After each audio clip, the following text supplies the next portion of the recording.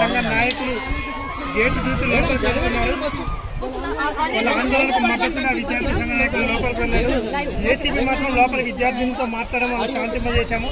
లోపల వాళ్ళు కంప్లైంట్ చేస్తే మాత్రం వాళ్ళ మీద చర్యలు తీసుకుంటామని ఏసీబీ అంటున్నారు. కానీ విద్యార్థులు మాత్రం మాకు న్యాయం జరగట్లేదని బయట కూర్చొని ఆందోళన చేస్తున్నారు. మనం చూసుకోవచ్చు, విద్యార్థులను లోపల ఆందోళన చేస్తున్నారు. విద్యార్థిని సంఘ నాయకులు కూడా వీరికి మద్దతుగా లోపలికి వెళ్ళే ప్రయత్నం చేస్తున్నారు.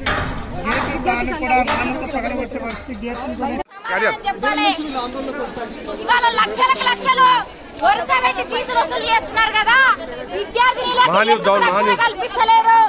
మీ బిడ్డలకి ఇట్లా జరిగితే మీరు వెనకేసుకొస్తారా?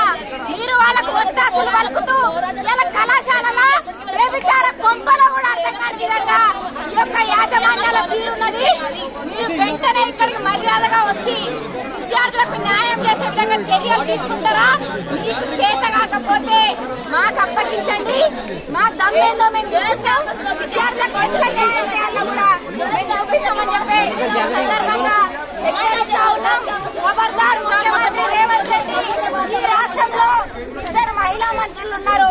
300కు పైగా న్యూడ్ వీడియోస్ బయటకు వెళ్ళినాయని ఆడబిడ్డలు ఈరోజు గోడు వెళ్ళవస్తుంటే స్పందించట్లేరు. ఇంతన సిగ్గుందా మహిళా మంత్రులారా అని ఈ సందర్భంగా నేను ప్రశ్నిస్తా ఉన్నా. మీరు కనుక తప్పు చేయకపోతే ఎందుకు విద్యార్థుల ముందుకు రావట్లేదు? ఎందుకు ఈ విధంగా బంధిస్తున్నారు? నిజంగా మీకు తప్పు లేకపోతే రండి, రోడ్డు మీదకి రండి, చూసుకుందాం. మీరు ఈ విధంగా బంధించినంత మాత్రాన ఏబీవీపీ ఆగదని చెప్పేసి ఈ సందర్భంగా హెచ్చరిస్తా ఉన్నా.